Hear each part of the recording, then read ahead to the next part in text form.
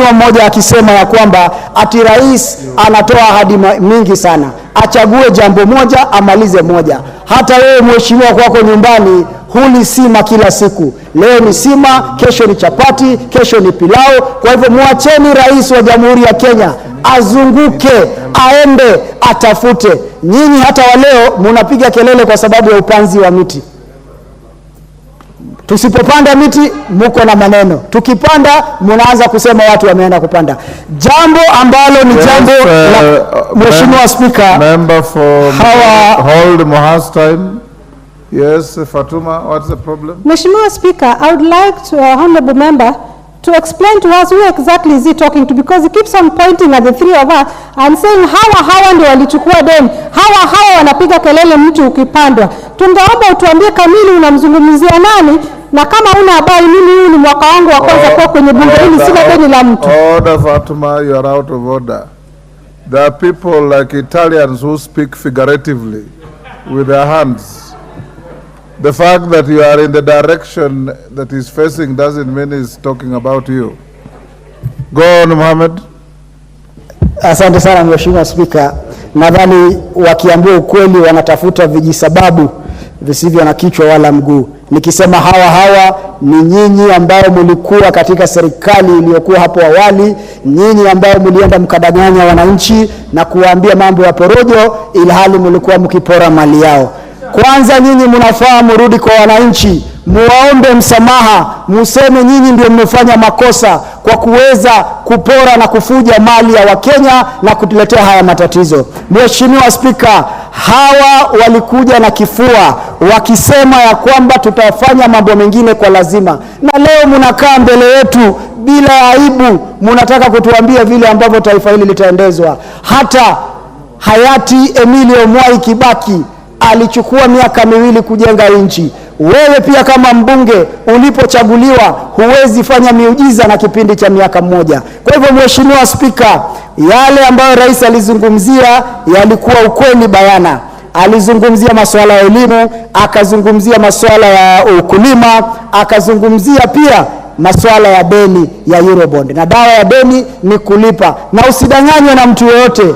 Sisi wa Kenya ndio tutalipa hiyo deni, sisi wa Kenya ndio tutasukuma hii gari mpaka tufike mahala ambapo patakuwa sawa kwa kila Mkenya. Asante sana mheshimiwa Speaker. Member for Kapchai.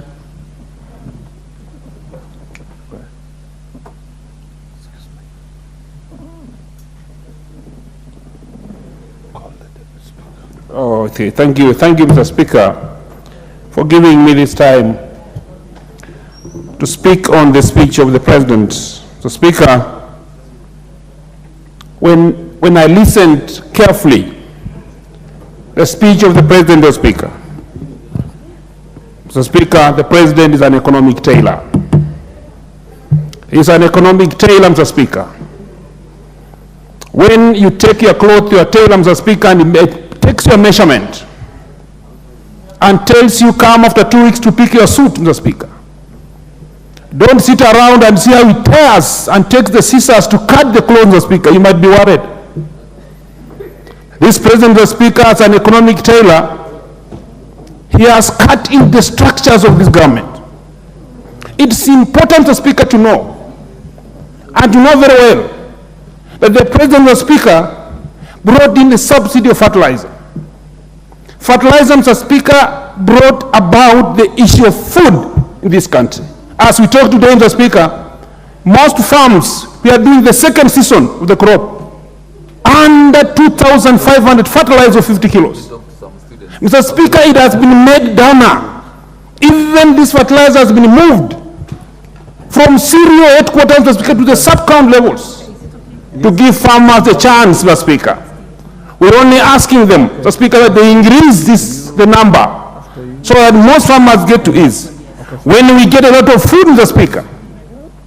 And I was wondering, Mr. Speaker, when I heard Honorable Bombadi, he said that he's not seeing the signs of development in this country.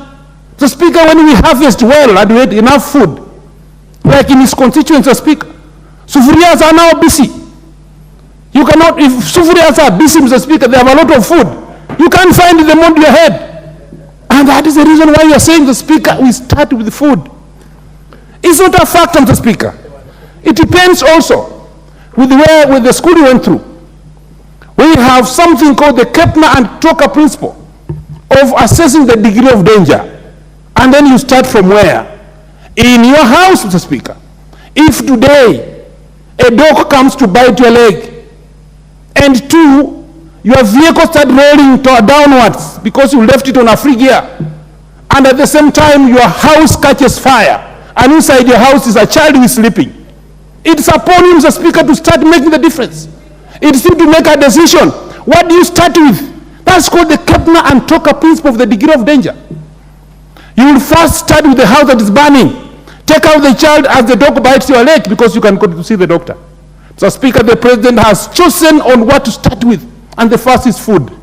If we stabilize the food factor, so Speaker, Madam Speaker, this country is getting somewhere. Two, Madam Speaker, infrastructure to the sensitive areas of this country. We need better roads, Mr. Speaker, to go inside to get where food is produced, agro-based zones, where we can get fresh milk from the farms straight and quickly, 2 hours, back to static time, to reach the centers and cooling centers. That's what we need, Mr. Speaker, in this country. We need roads that can feed in to get some of these perishable foods from inner parts of this country to come to the markets. That is what the President is focusing on. So, Speaker, I want also to say something, that the national dialogue, that due to the magnanimity of the President, due to his magnanimity, Madam Speaker, he chose that we come together and talk. We expect fruits from this dialogue. We also want to know, Mr. Speaker, that we are not doing things at futility.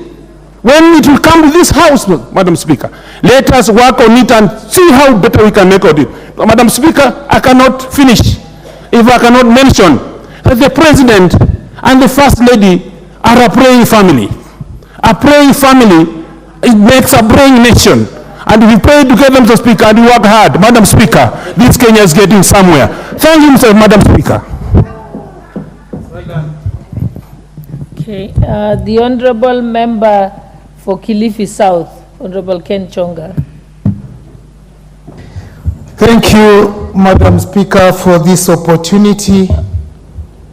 I stand to express the feelings and the wishes of many Kenyans